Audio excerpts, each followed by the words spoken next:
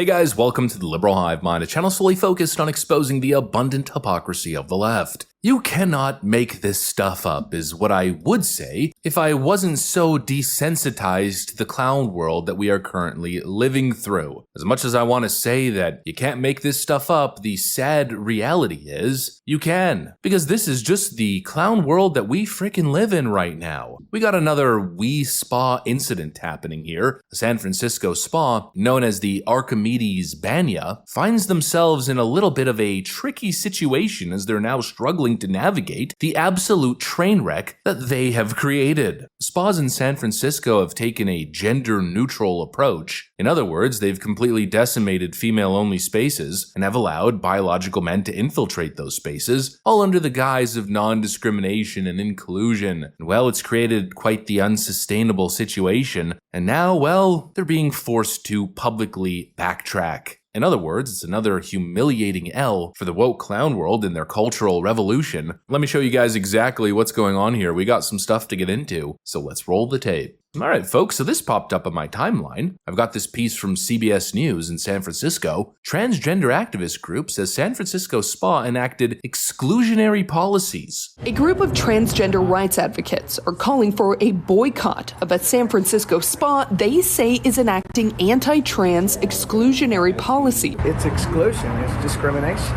It goes against everything that I came here for. Breth Mormoray says she was told she would not be allowed to participate in a ladies' night at Archimedes Banya unless she remained clothed at all times inside the clothing optional spa. I came from Alabama specifically to escape that type of prejudice and hate. And I got here and I found out this city has just as much of it. The Russian bathhouse offers one women's only night and one men's only night each month. On their website, they say the nights are to, quote, shelter religious preferences of women and men in their community. Therefore, they limit participation to sex assigned at birth. To try and reach a compromise, the spa put out a statement saying they will offer one inclusive women's only night where trans women will be welcome and another cultural and religious women's night where only those assigned female at birth will be allowed in. Dakota Rose Austin says the controversy at the spa seems to be just another example of what she says is an increase in anti-trans policies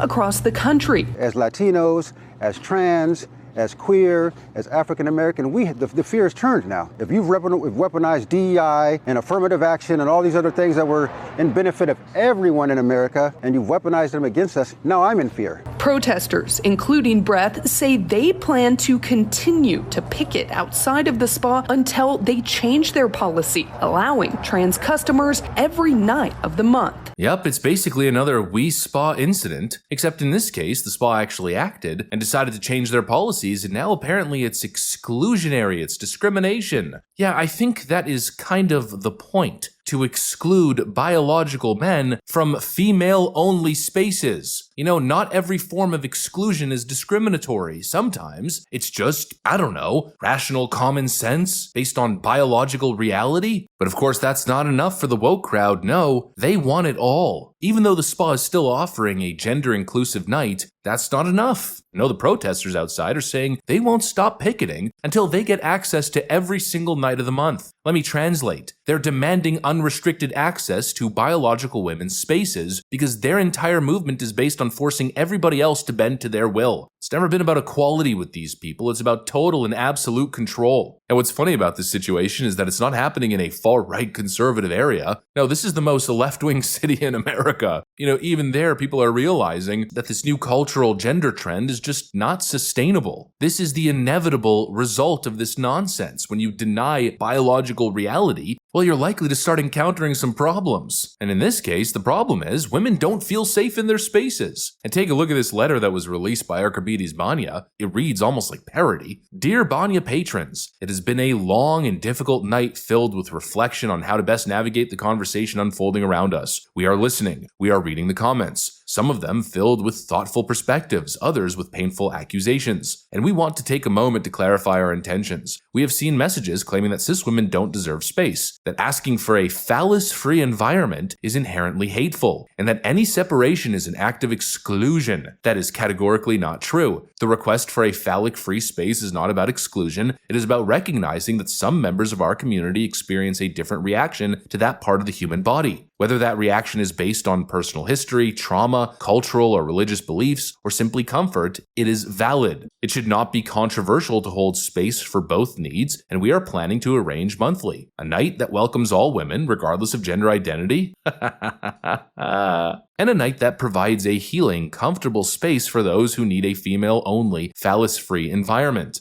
Something, I don't know what it is, I can't seem to put my finger on it, but something about those two statements seems, I don't know, slightly paradoxical, slightly contradictory, but I don't know, I can't put my finger on it. Some have framed this as an issue of hate and marginalization, but intentions matter. Our intention has never been and never will be to push trans women away. Archimedes Banya has always been and will always be a place where trans women, trans men, and non-binary individuals are welcome every other day of the month. Oh, it's a step in the right direction, but the cowardice in the terminology, the language gymnastics. These San Francisco elites are so brainwashed that they can't even say the word women anymore. Instead of just saying we want a woman-only night, they have to bend over backwards and invent some Orwellian nonsense about phallic-free spaces. It's beyond parody. The mental gymnastics required to make this make sense would earn a frickin' gold medal at the woke Olympics. Just like how the left can't say mothers anymore. Instead, they say birthing people. Well, now they can't say women anymore because they're terrified of offending people. So it's phallic-free. Oh, are you a phallic-free person? Oh no, sorry. I'm phallic-full. What an absolute clown show. There's nothing complicated here and nothing controversial. Women deserve their spaces. Why is that so hard for people to understand? Why is that so controversial? Respect their spaces. Plain and simple.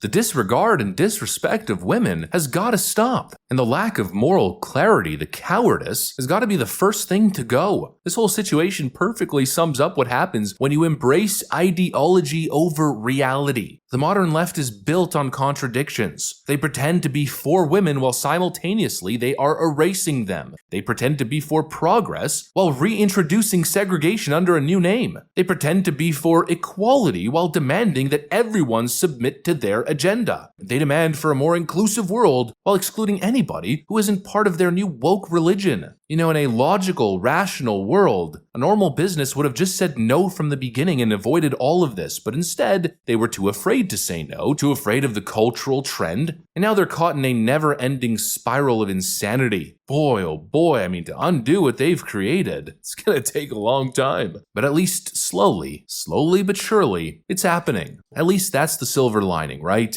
Even in San Francisco, common sense is taking hold, and slowly, things are changing. Anyways, that's pretty much what I got for you guys. Hopefully you enjoyed the video. If you did, make sure to leave a like and possibly subscribe. Thanks for watching, and I'll see you on the next one.